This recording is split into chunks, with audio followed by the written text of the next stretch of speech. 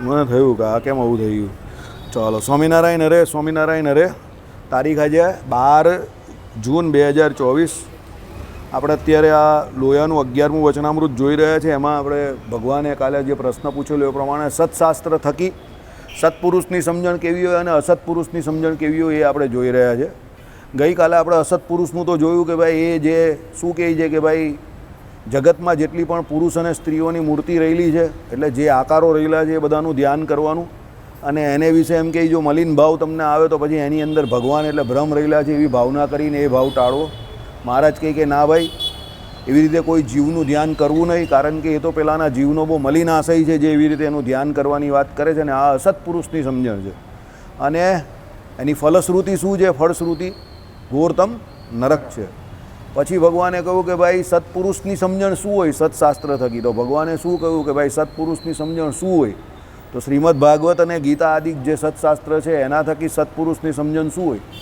તો ભગવાનની મૂર્તિઓ જે કંઈ, ભગવાનના અવતારો જે કયા, ભગવાનની રામકૃષ્ણ આદિ જે ભગવાનની મૂર્તિઓ એ દેવ અને મનુષ્યને વિશે જે કોઈ આવે એ ભગવાનની મૂર્તિનું ધ્યાન ભજન ઉપાસના કરવી. એ સિવાય બીજા જે કોઈ દેવતાઓ જે છે એનું પણ કોઈનું ધ્યાન કરવું નહીં. બરાબર? એટલે જીવ કોટીના કોઈ દેવતા હોય કે મનુષ્ય હોય એનું ધ્યાન ન કરવું. અને ભગવાન પોતે મનુષ્ય રૂપે આવે કે દેવતા રૂપે આવે તો ભગવાનનું ધ્યાન કરવું, એવું કહ્યું અહીંયા. એ આપણે કાલે જોયું. અને એની સાથે એ કહ્યું કે ભાઈ એ ભગવાન જે છે એની સાથે એમ કહે કે જે કોઈ ભગવાનના ભક્તો છે તો એ ભગવાનના ભક્તોની કલ્પના કેવી રીતે કરવી? તો રામજી જોડે જેમ હનુમાનજી હતા, શ્રી કૃષ્ણ ભગવાન જોડે જેમ ઉદ્ધવજી હતા, તે જ પ્રમાણે ભગવાનના ભક્તો જે છે એના વિશે એવી કલ્પના કરવી અને એવો દિવ્ય ભાવ રાખવો જેમ રામજીના હનુમાનજી અને શ્રી કૃષ્ણના ઉદ્ધવજી ભક્ત હતા એમ ભગવાનના ભક્તો પ્રત્યે પણ દિવ્ય ભાવ રાખવો. અને એ ભગવાનના ભજવાનું જે સ્થાન છે એને વિશે પણ દિવ્ય ભાવ રાખવો. કેવો? તો ભગવાનના ધામ જે છે તે દિવ્ય છે, તેમ જે જગ્યા પર ભગવાન રહી છે તે બધી જગ્યા પર દિવ્ય જ છે. એટલે એ ધામ જે છે એ ધામને વિશે કોઈ જીવ ગયો હોય અને એ જે ભગવાનની મૂર્તિ એટલે ભગવાનનું ભજન કરે, તેમ ભગવાન જ્યાં રહ્યા છે ત્યાં જ ધામ છે એમ વિચારીને ભગવાનની મૂર્તિનું જ્યાં દર્શન કરે ત્યાં એમ જ સમજે કે ભાઈ હું અહીંયા મારા અક્ષરધામસ્થ કે ગોલોકધામસ્થ જે ઇષ્ટદેવ છે એનું દર્શન કરું છું. ને એના ભક્તો જે છે તે પણ અહીંયા સાક્ષાત દિવ્ય રૂપે જેમ ધામમાં બિરાજમાન છે તેમ જ બિરાજમાન રહી. એટલે મનુષ્ય ભાવ પરઠીને કોઈ હરિભક્ત પ્રત્યે પણ અવગુણ આવે નહીં. આ આપણે ગઈકાલે ત્યાં અહીંયા સુધી જોયું. હવે આગળ જોઈએ.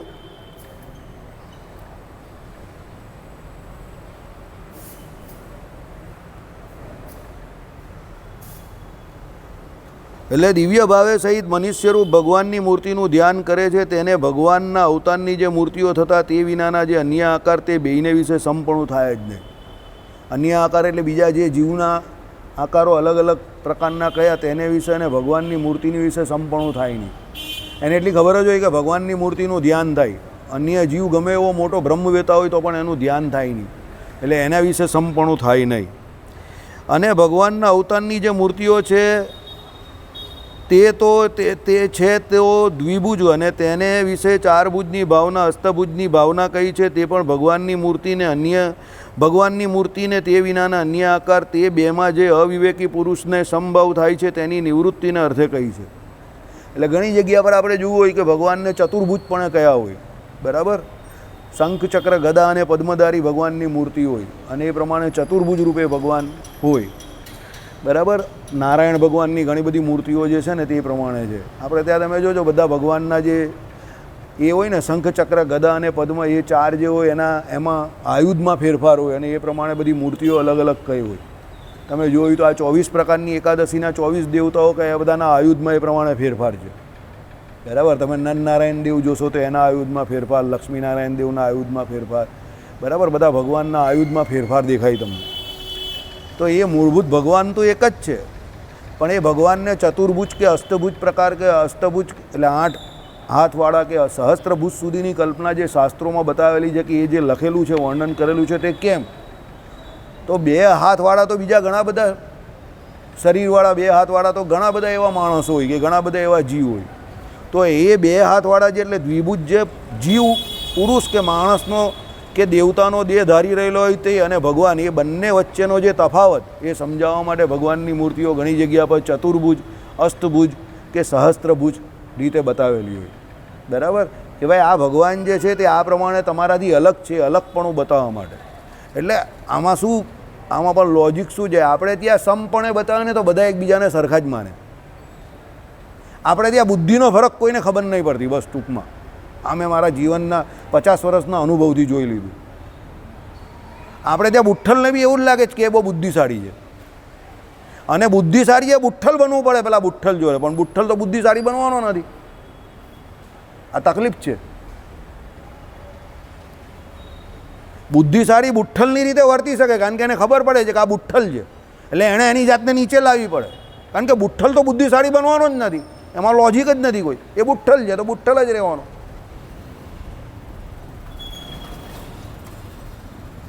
સમજ્યા? એટલે બુદ્ધિશાળીએ ઘણી વખત બુઠ્ઠલની જેમ વર્તવું પડે. આપણે ત્યાં બહુ ભારી આ દેશની મગજમારી છે, દેશની નહીં દુનિયાની મગજમારી છે. અને બુઠ્ઠલ બુદ્ધિશાળીને સમજી નહીં શકશે અને એને ગાળો આપશે.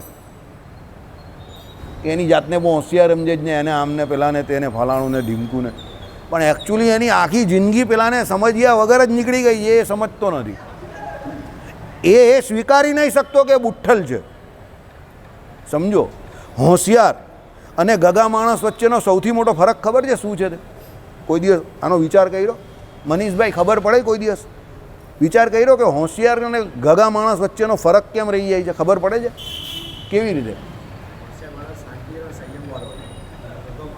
એ હોશિયાર હોશિયાર કેવી રીતે થાય ને ગગો ગગો કેમ રહી જાય? હજુ પણ બોલ.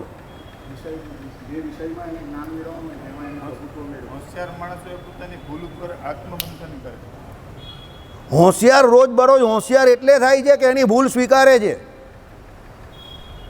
અને એની ભૂલ સ્વીકારીને એની ઉપર પ્રયત્ન કરીને એને ખરી કરવાની, એને સાચું કરવાની કોશિશ કરે છે. એટલે રોજ રોજ રોજ રોજ એ અપડેટેડ, એ હોશિયાર થતો જાય છે વધારે.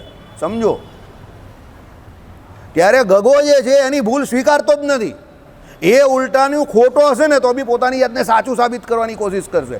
એટલે એની ભૂલ કોઈ દિવસ સુધરશે જ નહીં. યાદ રાખજો, 2 પ્રકારના વ્યક્તિઓ, એક હારેલો અને એક વળેલો. વળેલો વળી જાય ને તે ટાઈમ પર સુધરી ગયો કહેવાય, પણ હારેલો કોઈ દિવસ વળે નહીં. યાદ રાખજો, એ જિંદગીભર ઊંધો જ પડ્યા કરે. 1 વાર 2 વાર 3 વાર 4 વાર, પણ એનો નિયમ છે આ કે હારે, વારંવાર હારે તો પણ એની જાતને સાચી સાબિત કરવાની જ કોશિશ કરશે. પણ કુદરત છે, યાદ રાખજો. એ એને લપડાકા મારતી જ છે, ફટાફટ તમાચા મારશે, પણ પેલો એની ભૂલ નહીં સ્વીકારશે. 1 2 3 4 5 6 કર્યા જ કરશે, ઘણી બધી ભૂલ કરશે, પણ એની ભૂલ નહીં સ્વીકારશે. એ જાહેરમાં એવું જ બતાવવા જશે કે એ હોશિયાર છે. સમજો, એની કોઈ ભૂલ જ નથી, પણ એકચ્યુઅલી એ ભૂલ કરે છે એટલે જે ઊંધો પડે છે, એટલે જ એને લપડાક પડે છે. હોશિયાર હોશિયાર કેમ થતો જાય છે? એની ભૂલ કરે છે, સ્વીકારી લે છે. સમજો, મોદી સાહેબે સ્વીકારી લીધું, સીટ ઓછી આવેલી છે એટલે બીજેપીના ગુણગાતો બંધ થઈ ગયો. દરેક સભામાં એનડીએ સંગઠન કહેતો થઈ ગયો. સીટ ઓછી આવેલી છે. હોશિયાર માણસનું લક્ષણ છે હવે દરેક જગ્યા પર એનડીએ બોલતો થઈ ગયો. પહેલી 2 વખત એનડીએ નહીં બોલતો હતો, જૂની ક્લિપ બધી કાઢો, બીજેપી બોલતો હતો. હવે એનડીએ બોલતો થઈ ગયો. એને ખબર પડી ગઈ કે હવે મારે આ બધી બેસાખીઓની જરૂર છે હમણાં. હોશિયાર માણસ એની ભૂલ સ્વીકારી લે ટાઈમ પર, એટલે એ હોશિયાર થતો જાય. ને ગગો હોય એની ભૂલ નહીં સ્વીકારે. એ ઉલટાનું લોકોને એ ખોટું કરતો હોય તો બી સાચું ચીપકાવવાની ફિકરમાં હોય. કેમ? એને એનો અહંકાર નડતો હોય કે હું ખોટો, મને તો બધું આવડે જ છે એમ. અને એમાં ને એમાં આખી જિંદગી નીકળી જાય એની, અને એ ઊંધો પડ્યા જ કરે, વારે વારે ઊંધો પડે. અને એને કુદરત ફટાકા મારીને શીખવાડે, પણ એ નહીં શીખે. એને ફટકા જ પડે, ફાટ પડે, મોડા ઉજી જાય. સમજ્યા? પણ એ શીખી નહીં. એટલે એના અને પેલા હોશિયાર વચ્ચેનો જે તફાવત હોય ને, એ જીવે ત્યાં સુધી રહે અને મરે ત્યાં સુધી પણ રહે. એ ડિફરન્સ જે છે ને એટલે રહી જાય. હોશિયાર બનતો જાય અને ગગો જ રહેતો જાય. એ વધારે ગગો થાય. અને મહારાજે કહ્યું એ પ્રમાણે જે ભોળો દેખાતો હોય, ગગો દેખાતો હોય, એનામાં અહંકાર વધારે હોય. આપણે એમ કે બહુ ભોળો છે, એનામાં અહંકાર વધારે હોય. યાદ રાખજો, જે ગાંડા જેવો દેખાતો હોય, બોળો દેખાય, મને કરો એમ કરશે, મોડું આખું કરશે, તરત જ અમારો ખોટું લાગી ગયું, તમે આવું બોલ્યા તો એમ કહેશે, તમને એમ કહે તો ગાંડા જેવો છે, પણ એને તરત ખોટું લાગી જાય. ભાઈ બીજે દિવસે કહે ચાલી આવે, હું નહીં આવે એમ કરીને મોડું મચકોરશે. આ બધા બુદ્ધિ વગરના લોકોનું લક્ષણ છે, યાદ રાખજો. બુદ્ધિ વગરનો માણસ તરત માને નહીં કોઈ પણ વાત, એ કરીને મોડું મચકોરશે, એટલે એ બુદ્ધિ વગરનો છે, યાદ રાખજો, ખાલી વધી ગયેલો છે. અને બુદ્ધિશાળી માણસ હશે એ તમને સાંભળશે, 1 વાર 2 વાર 3 વાર 4 વાર સાંભળશે, મલ્ટિપલ ટાઈમ સાંભળશે. કેમ? એને એ બુદ્ધિ છે, એને એ અનુભવ છે કે સામેવાળાને પણ સાંભળવો જોઈએ, સમજો, બરાબર? એટલે આ અહીંયા ભગવાને પણ એટલે એવું કહ્યું છે કે ભાઈ એ ભગવાનને કંઈ જરૂર નથી 4 ભુજ કે 8 ભુજ કે 12 ભુજ ધારવાની, પણ ભગવાનને ખબર કે આ બધા અક્કલ વગરના હાલા મને પણ તમારા જેવો જ સમજશે. એટલે તો ગીતાજીમાં કહ્યું કે જે ભગવાનથી વિમુખ જીવ છે, જે આસુરી જીવ છે, તે ભગવાનને પણ પોતાના જેવા સમજે છે, એને કરીને એના જન્મ મરણ જતા નથી. પણ ભગવાનના ભક્તો જે છે તે સમજી જાય કે ના ભાઈ આ તો ભગવાન છે, એ તો આપણા જેવા આપણા માટે થઈને આવેલા છે. અક્કલ વગરના લોકોને ખબર જ નહીં પડતી કે ભગવાન પોતે પોતાનું જે ઈષ્ટપણું કે જે પરમેશ્વરપણું કે જે સામર્થ્ય કે ઐશ્વર્ય એને છોડીને કે એને છુપાવીને તમારા જેવા કેમ થાય છે? અરે ભાઈ તમારો ઉદ્ધાર કરવા માટે, તમને એ નિશ્ચય કરાવવા માટે કે ભાઈ તમને નિશ્ચય થશે કે ભગવાન છે તો તમારું કલ્યાણ થશે, એટલે ભગવાન તમારા જેવા થાય. પણ પેલો અક્કલ વગરનો એ સમજતો જ નથી કે આ તારા માટે નીચો થઈને આવ્યો છે. એટલે બુઠ્ઠલને એ પણ નહીં સમજ પડતી કે આ બુદ્ધિશાળી માણસ તને સમજાવવા માટે તારી રીતે સમજાવે છે. એ અક્કલ એને એવો જ સમજે કે એ પણ મારા જેવા જ છે. અરે અક્કલ એ તારામાં તારી રીતે તને સમજાવવા માટે એવો થયો છે, એ છે નહીં એવો. બહુ તકલીફ છે, બહુ ભારી તકલીફ છે. હોશિયાર માણસની કે ભગવાનની પીડા જે હોય, સમજજો, મોટા પુરુષની પીડા હોય એ મોટા પુરુષ જ સમજી શકે. બહુ અઘરું કામ છે આ. બીજાના બૂટમાં પગ નાખીને ચાલવું ને વેરી ડિફિકલ્ટ, બહુ અઘરું કામ છે આ. એટલે મોટા મોટા આચાર્યોના શાસ્ત્રોમાં નામ લખાયેલા છે, યાદ રાખજો. એણે હંમેશા જીવ સામાન્યને, જન સામાન્યને ઓળખવાની તસદી લીધી અને એને અનુરૂપ એ સમયને અનુરૂપ કાર્યો કર્યા. એ કંઈ ઘરમાં નહીં બેસી રહેલા, સમજો. એટલે બધા મોટા પુરુષ ઘરની બહાર ગયા અને એને તે સમયના જન સમુદાયને ઓળખીને તે સમયે શું કરવાની તાતી જરૂરિયાત છે એ પ્રમાણે વર્ત્યા એ લોકો. એટલે એ લોકોના પુસ્તકોમાં મોટા પુરુષ તરીકે નામ લખેલા છે, યાદ રાખો, સમજો. એ મોટા હતા એટલે મોટા કહેવાયા છે, એ કંઈ મોટા બની નહીં બેઠા. એ લોકોએ મોટા કામ કરેલા છે એટલે મોટા બેઠેલા બનેલા મોટા કહેવાયા છે. એ ઘરમાં બેસીને મોટા નહીં થયા. એટલે અહીંયા પણ એવું ભગવાન ડિફરન્સ તફાવત બતાવવા માટે કહે કે ભાઈ એટલા માટે ઘણી જગ્યા પર ભગવાન આ પ્રમાણે સહસ્ત્રભુજ સુધીનું તમને ઐશ્વર્ય બતાવે છે કે ભાઈ જીવ સામાન્ય તમારા જેવા એ ભગવાન નથી, તમને સમજાવવા માટે, એ તમારા કલ્યાણ માટે. ચાલો આગળ જઈએ. ભાવના કઈ છે? તે પણ ભગવાનની મૂર્તિને તે વિનાના અન્ય આકાર, તે બેમાં જે અવિવેકી પુરુષને, જો અવિવેકી પુરુષ એવું મહારાજે કહી દીધું ને, અવિવેકીનો અર્થ તમે સમજી ગયા ને અહીંયા? બુઠ્ઠલ આપણી ભાષામાં. સાર અસાનનો વિવેક નહીં હોય તે બુઠ્ઠલ. આપણે બુઠ્ઠલ જ કહેવાના, સમજો, તો બરાબર સેટ થાય. એ બુઠ્ઠલ લોકો માટે ભગવાને એવું કરવું પડે છે, બરાબર? કે ચાલો, એટલે એ અવિવેકી પુરુષને સંભવ થાય છે તેની નિવૃત્તિને અર્થે કયા છે. હવે આગળ, અને જેવી ભગવાનની મૂર્તિ પોતાને મળી હોય તેનું જ ધ્યાન કરવું. હવે અહીંયા પણ આ કેમ કહ્યું છે તે પણ તમે પાછળ લોજિક એનો આવેલો છે. ભાઈ તમને અત્યારે જે મૂર્તિ મળી એનું ધ્યાન કરો. તમારા માટે બેસ્ટ મૂર્તિ કઈ છે? મેં તમને આગળ આનું ઉદાહરણ આપેલું કે કોઈ મને કહે કે ભાઈ મારે વડતાલની મૂર્તિનું ધ્યાન કરવું છે, કોઈ મને કહે અમદાવાદની મૂર્તિનું ધ્યાન કરવું છે. ભાઈ અત્યારે ઓનલાઈન અવેલેબલ છે તો તું જોઈ શકે છે અને ધ્યાન કરી શકે છે, પણ રોજ તું દર્શન લાઈવ કઈ મૂર્તિ ના કરી શકે છે એ તો જો પહેલાં. તું કરે એનો કોઈ વાંધો નથી ને મને કોઈ વિરોધ પણ નથી, પણ આ એક બેઝિક અન્ડરસ્ટેન્ડિંગ છે કે તું રોજ કયા મંદિરે દર્શન કરવા જાય છે. તું રોજ અહીંયા સુરતમાં નારાયણ મુનિદેવને મળવા આવે છે ને, તું રોજ અહીંયા સુરતના હરિકૃષ્ણ મહારાજને મળવા આવે છે ને, તું રોજ અહીંયા ભગવાન ઘનશ્યામ મહારાજને રોજ મળવા આવે છે ને, તો તારા માટે સૌથી સરળ કયું ધ્યાન હોઈ શકે કે જેના રોજ બરોજ તને ધ્યાન ભજન ઉપાસના થાય? આ 3 મૂર્તિ તારા માટે સૌથી સરળ અને સહજ છે. વડતાલ તું રહેતો હોય તો વડતાલની કોઈ મૂર્તિનું ધ્યાન કરે તો બરાબર છે, પણ તું વડતાલ 15 દિવસમાં 1 વાર જાય છે, મહિનામાં 1 વાર જાય છે, સમજો. પછી પાછા ઘણા તો આનાથી આગળ વારે વારે મૂર્તિ બદલે, ઘડીકમાં હરિકૃષ્ણ મહારાજ, ઘડીકમાં ઘનશ્યામ મહારાજ, ઘડીકમાં નારાયણ મુનિદેવ. અરે આ કઈ રીત થોડી છે કઈ. જેનું મન સ્થિર નહીં હોય તે આ બધા ધંધા કરે. જેનું મન સ્થિર હોય તે પહેલેથી છેલ્લે સુધી એક સરખું જ કામ કરે, સમજો. પણ જેનું મન સ્થિર નથી તે વારે વારે ધ્યાનસ્થ મૂર્તિ હોય, ધ્યેય મૂર્તિ હોય એ પણ ફેરવ્યા કરે. એ પણ ન કરવું. તમને જે મૂર્તિ મળી અને તમને જે મૂર્તિ એમાં સૌથી વધારે પ્રિય છે એનું ધ્યાન ભજન ઉપાસના કરો. બીજા જે છે એને વંદન કરો, નમસ્કાર કરો, દર્શન કરો એના, પણ ધ્યાન કોઈ પણ એક મૂર્તિને પકડી રાખીને એનું કરો. બરાબર? કેમ એનું કારણ અહીંયા બતાવશે હવે કે ભાઈ ભગવાનની મૂર્તિ તમને મળી હોય તેનું જ ધ્યાન કરવું અને પૂર્વે ભગવાનના અવતાર થઈ ગયા તે મૂર્તિનું ધ્યાન ન કરવું. પૂર્વે અવતાર થયા એનું ધ્યાન ન કરવું એવું કહ્યું છે. કેમ તે સાંભળો. અને પોતાને ભગવાનની મૂર્તિ મળી હોય તેને વિશે જ પતિવ્રતાની પેઠે ટેક રાખવી. જેમ પાર્વતીજીએ કહ્યું, જે કોટી જન્મ લગ રગડ હમારી વરુ શંભુ કે રહુ કુમારી. એવી રીતે પતિવ્રતાની ટેક તે પણ ભગવાનનું રૂપ ને અન્ય જીવનું રૂપ તે બેયને વિશે અવિવેકી પુરુષને સંભવ થાય તેની નિવૃત્તિને અર્થે કહી છે. કેમ જે પોતાને મળી જે મૂર્તિ તેને મૂકીને તેના જ પૂર્વે પરોક્ષ અવતાર થયા છે તેનું જો ધ્યાન કરે તો તે ભગવાન વિના બીજા જે દેવ મનુષ્યાદિક આકાર છે તેનું પણ ધ્યાન કરે. માટે પતિવ્રતા જેવી ટેક કહી છે, પણ ભગવાનની મૂર્તિઓને વિશે ભેદ નથી.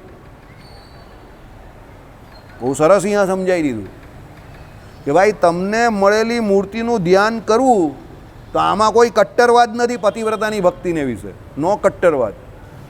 ભગવાન સ્વામિનારાયણ તમને મળ્યા, ઘનશ્યામ મહારાજ મળ્યા, તમે એ મૂર્તિનું ધ્યાન કરો છો તો એના વિના બીજી મૂર્તિનું ધ્યાન કરવાની, એ ભગવાનના જ પૂર્વના અવતાર છે બધા, તો એ મૂર્તિનું ધ્યાન કરવાનું કેમ ના પાડી કે તમે જો પૂર્વે અવતાર થયા એનું ધ્યાન કરો તો પછી ધીરે ધીરે ત્યાંથી ખસીને કોઈ બીજા જીવનું પણ ધ્યાન કરવા જશો. આ સ્વામીને, પેલા સ્વામીને, ગોળ સ્વામીને, લંબચોરસ સ્વામીને, ષટકોણ સ્વામીને, ત્રિકોણ સ્વામીને, બધા અલગ અલગ આકારના અલગ અલગ સ્વામીઓ નીકળ્યા જ ને. તો તમે તમારું એક ધ્યાન જે છે તો એક જગ્યા પરથી ખસશે તો બીજી મૂર્તિ પર, બીજી પરથી ત્રીજી પર આવશે, તો સીધા ભગવાન પરથી તમે કોઈ જીવ પર ચાલ્યા જશો. એટલે અહીંયા આ પતિવ્રતાપણાની મર્યાદા બતાવેલી છે. પણ મૂર્તિઓને વિશે ભેદ નથી. રામ, શ્યામ ને ઘનશ્યામ એક જ છે. અંદર જે સ્વરૂપ છે, જે ભગવાનનું ભગવતપણું છે, પરમાત્માનું પરમાત્માપણું છે, ઈશ્વરનું ઐશ્વર્ય જે છે તે સેમ છે. રામ, શ્યામ, ઘનશ્યામ ત્રણે ત્રણમાં પર, વ્યૂ, વિભવ, અર્ચા અને અંતર્યામી આ પાંચ જે રૂપ કયા તે બધા એક સરખા જ છે. એમાં કોઈ ફરક નથી.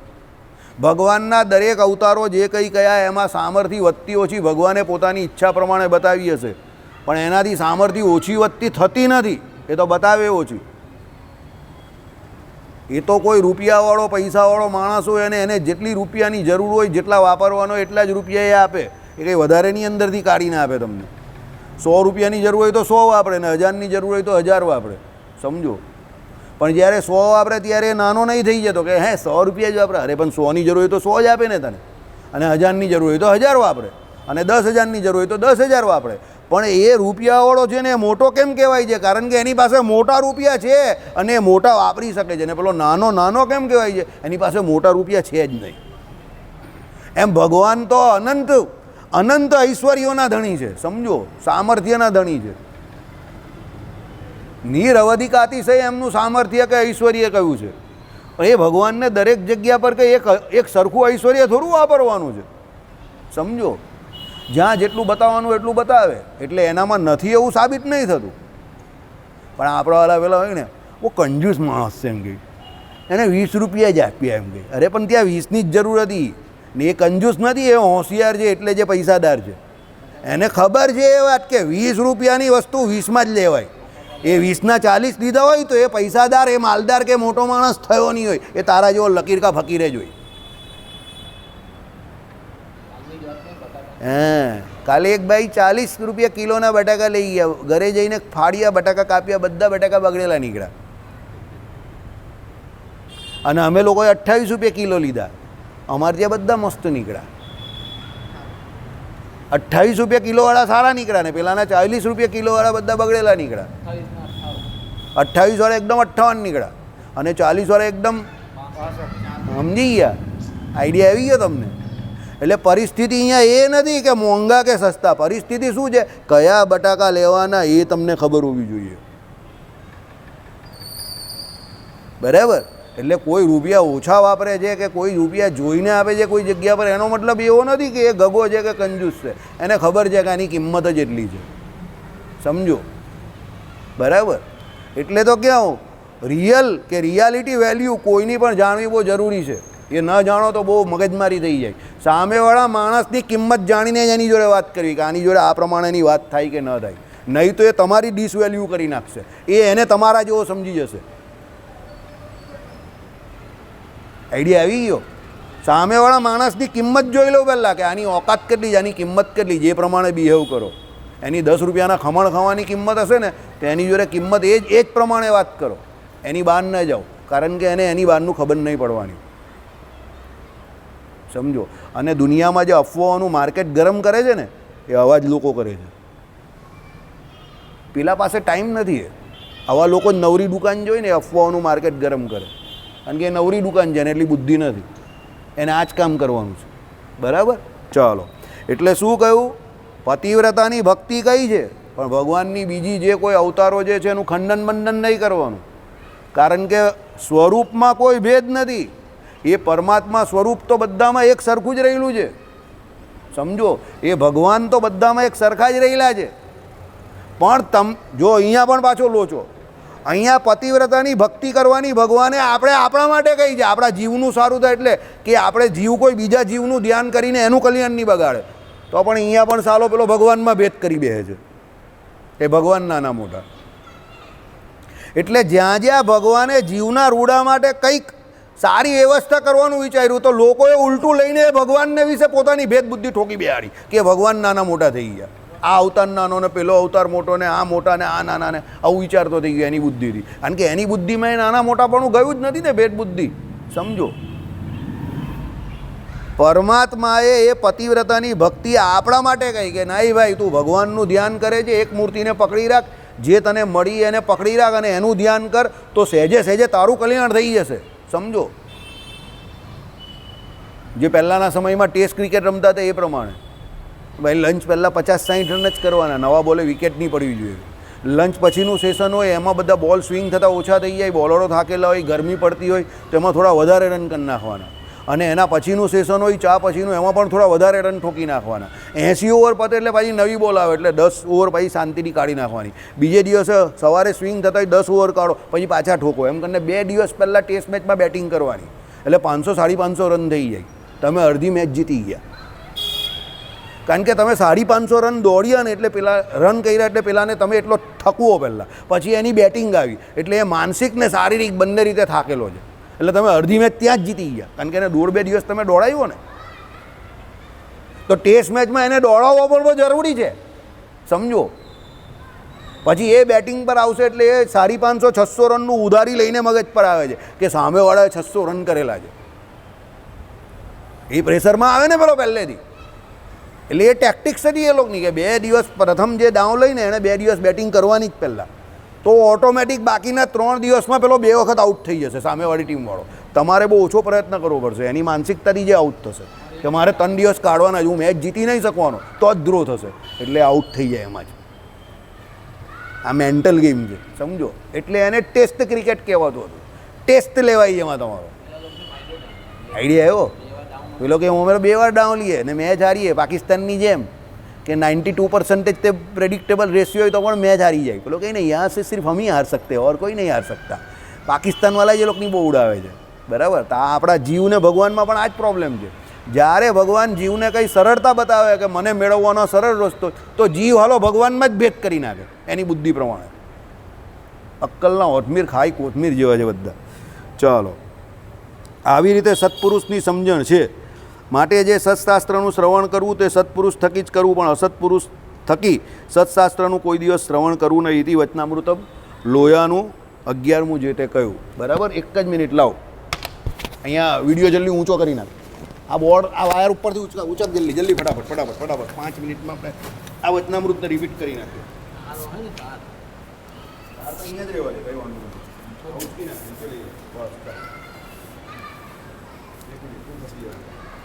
જો આપણે આ તારીખ કઈ રહ્યા છે 12/6/24. કયું વચનામૃત છે? ચાલો ભેદ કેટલા? ટોટલ ભેદ કેટલા? 5. તત્વો કેટલા? 3. કયા કયા? જીવ ઈશ્વર માયા.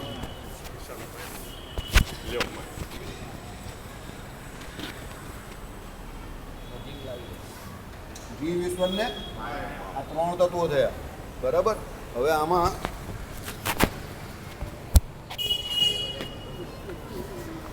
જીવ ઈશ્વરને માયા 3 તત્વો થયા, બરાબર.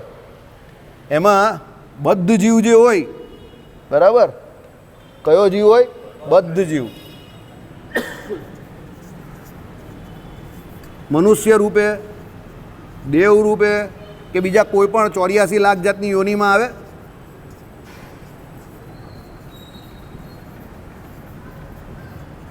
પણ કેવી રીતે આવે? પોતાના કર્મે કરીને આવે, બરાબર ને. એટલે એનો શું થાય? અહીંયા જન્મ થાય. હવે અહીંયા ઈશ્વર એટલે આ ભગવાન છે આપણામાં.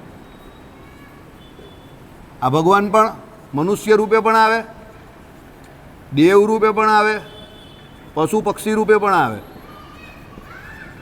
ભગવાનનો શું થાય? પણ અવતાર થાય. હવે આ ભગવાન, આનો જન્મ ને આનો અવતાર એવું કેમ કહેવાય? બોલો રાજુભાઈ. આ ભગવાનનો અવતાર કહેવાય ને આ જીવ જે છે અહીંયા એનો આમ જે કંઈ આ યોનિઓમાં આવે તો આપણો જન્મ થયો કહેવાય. એવું કેમ કહેવાય? બોલો અશોકભાઈ. હા, ઓકે. અહીંયા કર્મનું બંધન લાગે છે. ભગવાનને કોઈ કર્મનું બંધન લાગતું. આ માયામાં આ બધું કોઈ શક્ય જ નથી, કારણ કે એ કેવી છે? માયાના તત્વો ધારણ કરે પણ એનું આ પોતાનું કંઈ થતું નથી, બરાબર. એના તત્વો ધારે. હવે સૌથી મોટી વાત આ લોયાના 11મા પ્રમાણે આ જીવ જે છે તે પણ મનુષ્ય દેવ રૂપે આવે છે, સમજો ને. 84 લાખ યોનિમાં એનો પણ જન્મ થાય છે. આ જીવ બ્રહ્મવેતા છે. બ્રહ્મવેતા એટલે ભગવાનનું નિરંતર ધ્યાન કરનારો, બરાબર. તો આનું ધ્યાન થાય કે નહીં થાય? હે, કેમ ધ્યાન ન થાય? એ પણ ભગવાનનું જ ધ્યાન કરે જ ને, કે એનું ધ્યાન કેમ ન થાય?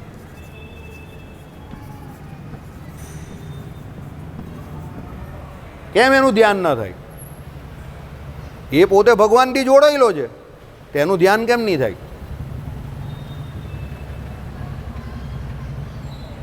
હા, બોલો બોલો.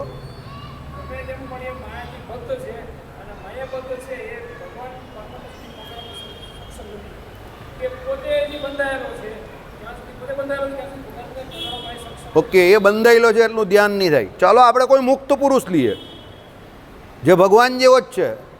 ગરુડજી છે, વિશ્વક્સેન જે છે, આ બધા છે, તો આ લોકમાં આવ્યા જ નથી કોઈ દિવસ. તો એનું ધ્યાન કેમ ન થાય?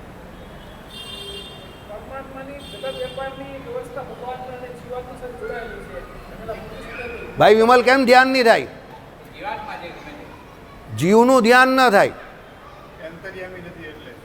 અંતર્યામી નથી એટલે શું કામ? એને એમાં અંતર્યામી નથી એટલે એનું ધ્યાન નહીં થાય એવું થોડો કોઈ લોજિક આવે. આ તો તે એવી વાત કરી દીધી કે હું લાલ વસ્તુ ખાતો નથી.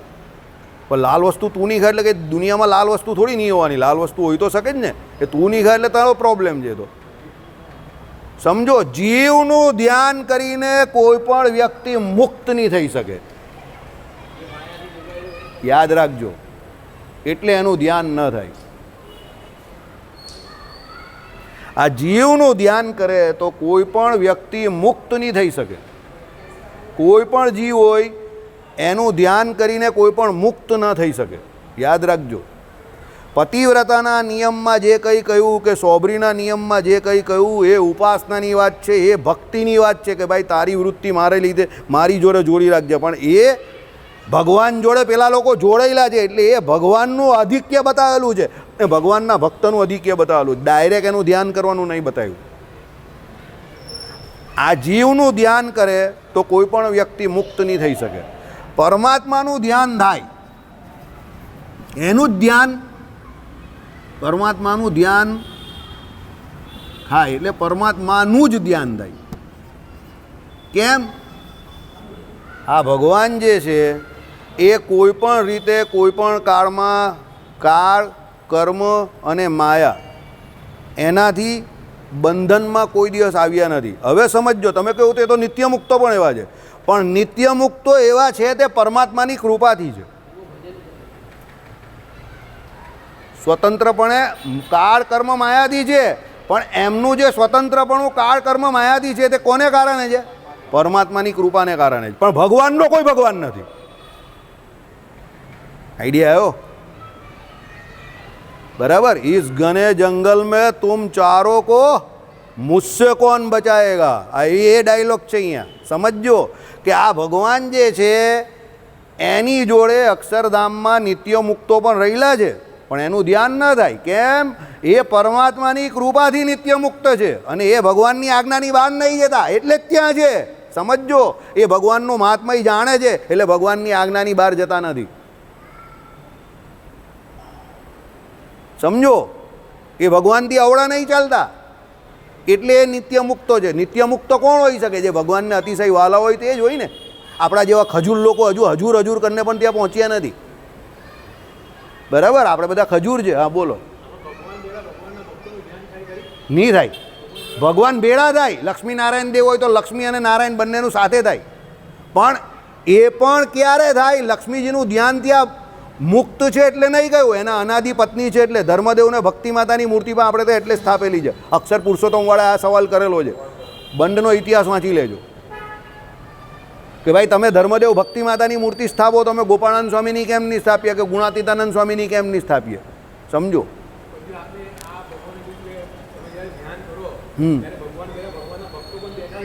એ સહપાર્ષદ ધ્યાન કરવાનું કયું છે, પણ એમાં ભગવાન છે મેઇન, એટલે એકનું ધ્યાન નહીં થાય જીવનું એકલાનું. એ સહપાર્ષદ ધ્યાન છે. સલીલ ધ્યાનમાં પણ એવું આવે કે ભગવાનના લીલા ચરિત્રો સંભાળતો હોય તો અમે એકલા ભગવાન થોડા હોય ગઈ દરેકમાં. હવે દાખલા તરીકે આ પેલું આ કાચી આવેલો ગયો, આ ફોટો પણ છે, અને પેલો છે ને પેલો દાદા ખાચરના દરબારવાળો, એમાં તો કેટલા બધા લોકો છે. બધા છે, ત્યાગી છે, બ્રહ્મચારી છે, પેલા બહેનો છે, પેલે કઈ બહેનો કહેવાય એને, સાંખ્ય યોગી બહેનો છે, બધા જ છે. તો હવે એ મૂર્તિનું જે ધ્યાન કરે એ ગધડાનું આખું લીંબ તળુવાળું, તો એમાં બધા જ આવી જાય. પણ એ ભગવાન છે એટલે એની જોડે પેલા લોકો બધા એની જોડે સંકળાયેલા છે. ભગવાન જોડે સંકળાયેલા છે એટલે એ બધાનું ધ્યાન થાય છે, એકલા નહીં. ત્યારે આપણાથી જે ઇતર સંપ્રદાયવાળા છે તે શું કહે છે? આના દ્વારા તમે ભગવાન પાસે પહોંચો છો, એના દ્વારા નથી. સમજો, એ આંગળી બતાવે એટલે નહીં, એવું નથી. એ ભગવાનની જોડે છે એટલે એની ઓળખાણ છે. ભગવાન થકી પેલાની ઓળખાણ, એ પેલા થકી ભગવાનની ઓળખાણ કહી છે. આ લોકો એ ફેર છે. સાધુ થકી ભગવાનને જાણવાના છે એ વાત સાચી છે. સમજો, સંત થકી ભગવાનને જાણવાના એ વાત સાચી છે, પણ સંતનું ધ્યાન નહીં કરવાનું. સંતે ભગવાન ઓળખાવાના છે, સંતે પોતાનામાં નહીં જોડવાના. એટલે એને સંત કયા કે એ ભગવાન ઓળખાવે છે. પેલું પદ કોણ છે? પેલું પદ જે છે ને, એવા સંતની બલિહારી રે, જેને ગુણે રીજ્યા ગિરધારી રે. તો એના ગુણ શું હોય? કામ ક્રોધ જેને મનમાં ના આણે. બરાબર છે. અને એ ભગવાનને ઓળખાવે એવા છે એટલે એને સંત કહ્યા. એ પોતાની ઓળખાણ તો એને લક્ષણે શાસ્ત્રોમાં કહે પ્રમાણે આપે, પણ એ ભગવાનને ઓળખાવે છે એટલે એનું ધ્યાન તો થાય જ નહીં. ધ્યાન તો ભગવાનનું જ થાય. અને માયાનો તો પ્રશ્ન જ નહીં આવતો. એ તો તમને ધ્યાન ન કરવાનું હોય તો પણ તમે કરો જ છો બધા માયાનું ધ્યાન. એ તો હાલતી ચાલતી માયા આવે જ છે, એટલે એમાં ધ્યાન કરવાનું મારે તમને કહેવાનું જ નથી. તમે ઓટોમેટિક જ કર્યા કરો છો વર્ષોથી, અનાધિકારથી. હવે સમજો, માયાનું ધ્યાન આપણે બધા કરીએ છીએ, એનો સૌથી મોટો પુરાવો ખબર છે શું છે? બોલો. એનો માયાનું ધ્યાન આપણે બધા કરીએ છીએ, એનો સૌથી મોટો પુરાવો શું? મનીષભાઈ જવાબ આપો. હે બોલો જીગરભાઈ. માયાનું આપણે બધા ધ્યાન કરીએ છીએ, એનો સૌથી મોટો પુરાવો આપો. બોલો બોલો રાજુભાઈ. માયાનું આપણે બધા રોજ ધ્યાન કરીએ છીએ, એનો સૌથી મોટો પુરાવો શું છે? નહીં જવાબ મળ્યો. આપણે બધા અહીંયા બેઠેલા જ તે જ વર્ષોથી માયાનું ધ્યાન કરીએ છીએ એટલે તો અહીંયા બેઠેલા છે, અલગ અલગ આકારની. નહીં તો અહીંયા પહોંચી નહીં ગયા તે ભગવાન પાસે, એનું ધ્યાન કર્યું હતું તો અરે યાર તુને તો કમાલ કરી દિયા, ધોતી ફાડ કે રૂમાલ કરી દિયા. આ અનાદિકાળથી આપણે આ જીવ છે તે માયાનું ધ્યાન કરે છે એટલે અહીંયા સંસ્કૃતિને વિશે ભમ્યા કરે છે. That's why we are here, why we assemble here, because what we are doing. આનું ધ્યાન કરે છે. આનું ધ્યાન કર્યું હતું તો એની પાસે પહોંચી જશે. અત્યારે પણ અહીંયા ઈદડા અને ખમણ હોય તો આપણે કેવા પેક કરીને ઘરે લઈ જઈએ, માં છોકરી ખાય, માં છોકો ખાય, એમ કરતા. કેમ? માયા છે વચ્ચે એટલે. અમને કેમ યાદ નહીં આવતું કોઈ એના ઘરે એનું કરે, આપણે શું લેવા દેવા?